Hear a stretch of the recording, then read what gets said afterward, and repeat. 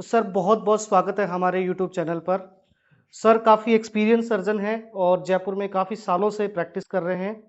तो सर मेरा सबसे पहला सवाल आपसे ये रहेगा कि टोटल नी रिप्लेसमेंट सर्जरी क्या होती है और कब इसे मरीज़ को करवाना चाहिए? देखिए, टीकेआर एक बहुत ही आम सर्जरी है। टीकेआर को जैसे हम फुल फॉर्म में समझें, ये है टोटल नी रिप्लेसमेंट। ये जो मरीज होते हैं गठिया के, आमतौर पे उनकी धीरे धीरे करके कार्टिलेज खराब हो जाती है, और कार्टिलेज खराब होने के साथ साथ उनको चलने में बहुत पीड़ा होती है, जोड़ में सूजन आती है, जिसके लिए हम जो नेचुरल जोड़ है या खराब हो गया जोड़ है उसको बदल के एक कृत्रिम जोड़ लगा देते हैं। इस सर्जरी को हम टोटल नी रिप्लेसमेंट कहते हैं। ये उनके लिए बहुत फायदेमंद है जिनके जोड़ किसी भी कारण से खराब हो चुके हैं, चाहे वो एक्सीडेंट की वजह से हो, चाहे गठिया की वजह से हो, चाहे गठिया बाई की वजह से सर मेरा अगला सवाल ये है कि जैसे कि घुटने के दर्द के बहुत सारे कारण होते हैं, तो ऐसे कौन से सेलेक्टिव मरीज़ होते हैं जो कि इस सर्जरी के लिए चुने जाते हैं? हो। ये सर्जरी आमतौर पे गठिया के लिए करी जाती है। अगर हम जो हमारे ओपीडी में जो पेशेंट आते हैं, अगर हम उनको ब्रॉडली क्लासिफाई करें, तो कुछ मरीज जो होते हैं वो यंगर एज ग्रुप के होते हैं, जो ज़्यादातर स्पोर्ट्स इंजरी के होते हैं। कुछ मरीज होते हैं जो कि ज़्यादा उम्र के होते हैं, जो लगभग 50 साल, 60 साल, 70 साल, वो गठिया के मरीज होते हैं जिनका जोड़ खराब हो चुका है। तो ये उन मरीजों में ज़्यादा कारगर होती है। तो एक मरीज़ अगर आपके पास आता है घुटने को दर्द को लेकर के, तो सर्जरी के लिए उसकी क्या चीज़ें इंडिकेट करती हैं कि ये पेशेंट जो है सेलेक्टिव सर्जरी के लिए है? इसके लिए किसी भी गठिया के मरीज को सबसे पहले हम लोग जांच कराते हैं, जिसमें बेसिक इन्वेस्टिगेशन जो है वो घुटने का एक्सरे होता है। उससे हमें ये पता चलता है कि घुटने की जो गठिया है वो किस स्टेज में है। इसको मोटे तौर पे चार टाइप्स में वो किया गया है: स्टेज 1, स्टेज 2, स्टेज 3, स्टेज 4। उसमें जो आरंभिक अवस्था है, स्टेज 1, स्टेज 2, उसमें दवाई कसरत से काम हो जाता है, या मरीज को दवाई और कसरत से जो है दर्द में आराम मिल जाता है। लेकिन जो मरीजों में बीमारी बढ़ चुकी है, स्टेज 3 हो चुकी है, स्टेज 4 हो चुकी है, उसमें किसी तरह के ऑपरेशन की आवश्यकता पड़ती है। सर अगर कोई मरीज़ घुटने की सर्जरी के लिए आता है, तो उसे सर्जरी के बाद कितना रिलीफ़ मिल पाता है? टोटल नी रिप्लेसमेंट एक बहुत ही सक्सेसफुल ऑपरेशन है। इसका जो सक्सेस रेट है वो करीब 99% है। उसको ऑपरेशन के बाद करीब करीब हम लोग को 1 से 2 महीना फिजियोथेरेपी कराना पड़ता है। उस और फिजियोथेरेपी के बाद वो मरीज पूरे तौर पे नॉर्मल हो जाता है, उसको दर्द में आराम आ जाता है, उसको सूजन में आराम आ जाता है। वो अपनी दैनिक जो भी दिनचर्या है उसको कर सकता है, और जितने भी उसके रोजमर्रा के कार्य हैं वो बगैर दर्द के कर पाता है। बहुत सारे मरीज़ों की ये धारणा होती है कि वो अगर घुटने का ऑपरेशन करवाएँगे तो उनकी पूरी ज़िंदगी बदल जाएगी, वो नीचे नहीं बैठ पाएँगे, वो सीढ़ी नहीं चढ़ पाएँगे, वो ज़्यादा पैदल नहीं चल पाएँगे, तो इस ये धारणा में कितनी सच्चाई है? ये एक बहुत अच्छा सवाल है, क्योंकि ये क्या है, ये मरीज अक्सर हम लोगों से पूछते हैं इस चीज को। ये जो घुटना बदलने का ऑपरेशन है, ये लगभग 1970 में स्टार्ट हुआ था, जब इसको पहली पहली बार किया गया था। उसके बाद से घुटने के बहुत सारे मॉडल बदल चुके हैं।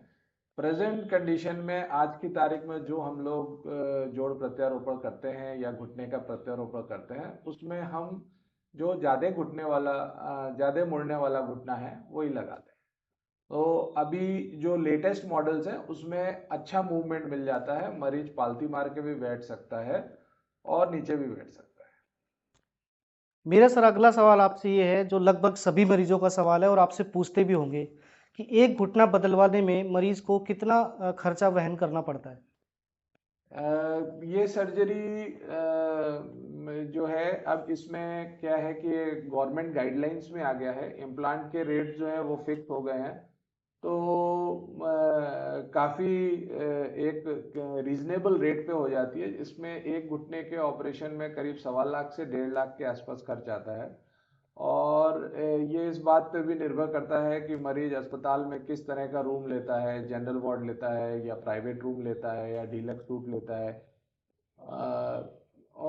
और अगर मरीज को कुछ साथ में कुछ कोमॉर्बिडिटीज़ हैं, जैसे कि हम कहते हैं कि पेशेंट को साथ में हाइपरटेंशन है, डायबिटीज़ है, कुछ दिल की बीमारी है या उसको एंजियोप्लास्टी हो रखी है या स्टेंट पड़ चुका है, तो उन कंडीशंस में जो कुछ एडिशनल खर्चा आ जाता है। वैसे ज़्यादातर केस में ये करीब करीब 1.25 लाख से 1.5 लाख के आसपास ये ऑपरेशन कंप्लीट होता चलो, मैं उम्मीद करता हूँ कि हमारे सभी मरीजों को शायद ये बहुत क्लियरिटी हो गई होगी कि कई बार धारणाएं रहती है मरीज के मन में कि उसको 3 लाख लगेगा, 2 लाख लगेगा, क्योंकि पहले के ज़माने में जब बहुत ही कम सर्जरी होती थी उस टाइम पे ज़्यादा ये लागत आती थी शायद इसकी। सर, मेरा अगला सवाल ये है कि रिप्लेसमेंट के लिए एक सही उम्र क्या होनी चाहिए मरीज की? ये जो हमारे पास जो रिप्लेसमेंट के मरीज आते हैं, हम कोशिश करते हैं कि उनको अधिक से अधिक टाइम तक जो उनका नेचुरल नी है उसको हम प्रिवेंट करें और उनको ऑपरेशन से बचाएं। ज़्यादातर हमारी कोशिश ये होती है कि जो मरीज 55, 60, 65, 70 साल इसके ऊपर की आयु के होते हैं, उनमें हम लोग इस ऑपरेशन के लिए रिकमेंड करते हैं। कभी कभी कुछ केस ऐसे होते हैं जिसमें गठिया बाई की वजह से मरीज का घुटना 35 साल 40 साल में भी खराब हो गया है, तब भी रिप्लेसमेंट किया जा सकता है। लेकिन इसके वो एक लिए ऐसी इसके मजबूरी लिए वाली स्थिति होगी। हाँ, इसके लिए कोई फिक्स उम्र नहीं होती, पर हमारी कोशिश होती है कि हम इसको इतना डिले करें कि 55-60 साल तक करें, तो मरीज को दोबारे से लाइफ टाइम में वापस से उस घुटने को चेंज नहीं करवाना पड़े। सर, अगला सवाल मेरा ये है कि एक बार अगर कोई नी रिप्लेसमेंट करवा लेता है तो कितने साल तक उसको रिलीफ मिल सकता है, यानी कि उस घुटने की, नए घुटने की आर्टिफिशियल जो जॉइंट है उसकी एज क्या होगी? जो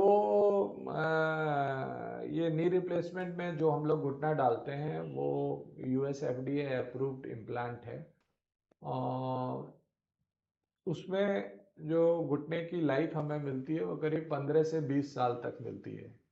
आजकल कुछ प्रीमियम नीज भी अवेलेबल है मार्केट में जो करीब 25 से 30 साल तक लाइफ देते यानी कि अगर कम उम्र में भी अगर किसी का मजबूरन रिप्लेसमेंट होता है तो वो भी एक अच्छी हैं। अपनी अगर ज़िंदगी गुजार सकता है। अगर कम उम्र में किसी को किसी कारणवश नी रिप्लेसमेंट का आवश्यकता होता है, तो हम कोशिश करते हैं कि उसको जो बेटर वाला जो प्रीमियम इम्प्लांट है वो उसमें डालें, ताकि उसको एक 25-30 साल तक दोबारा से किसी काम ऑपरेशन की जरूरत नहीं पड़े।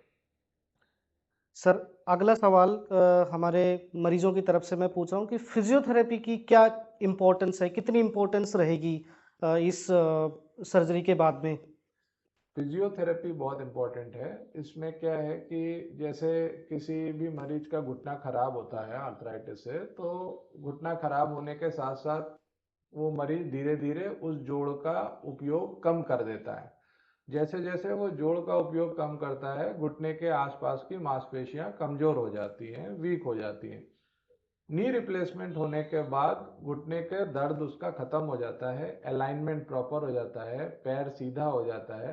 उसके बाद अगर वो लग के फिजियोथेरेपी करता है तो वापस से उसकी मसल्स रिकवर कर सकती हैं, उसमें अच्छी पावर आ सकती है और उसकी चाल बेहतर हो सकती है। तो फिजियोथेरेपी करवाना सर्जरी के बाद में बहुत ही इम्पोर्टेंट है।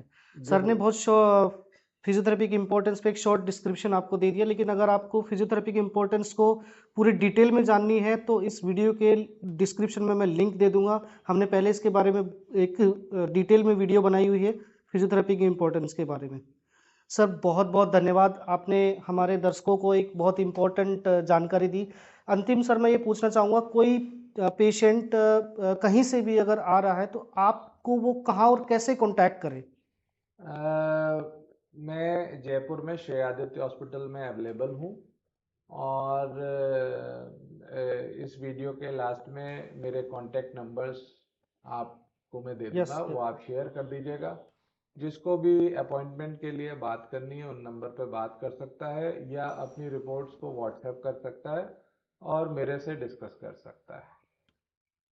तो ये भी सर ने बता दिया है कि सर से अगर आपको डायरेक्ट अपॉइंटमेंट लेनी हो, सर से अगर कंसल्ट करना हो, अगर आपको भी घुटनों से जुड़ी हुई कोई समस्या है, तो डेफ़िनेटली आप डॉक्टर आर के माथुर सर से जयपुर में निसंदेह कभी भी इनसे कॉन्टैक्ट कर सकते हैं। इनके कॉन्टैक्ट नंबर मैं वीडियो के डिस्क्रिप्शन में भी दे दूँगा, साथ ही वीडियो के नीचे भी स्क्रीन पे भी आपके यहाँ पे फ्लैश हो रहे होंगे। तो यहाँ से इनका नंबर लेके और एड्रेस भी आपको डिस्क्रिप्शन में मिल जाएगा। आप डॉक्टर साहब से कभी भी आकर के अपॉइंटमेंट ले सकते हैं, दिखा सकते हैं और अपनी इन समस्याओं से निजात पा सकते हैं। सर बहुत-बहुत धन्यवाद। Thank you thank so you. Much to thank you. For coming our channel. Thank you.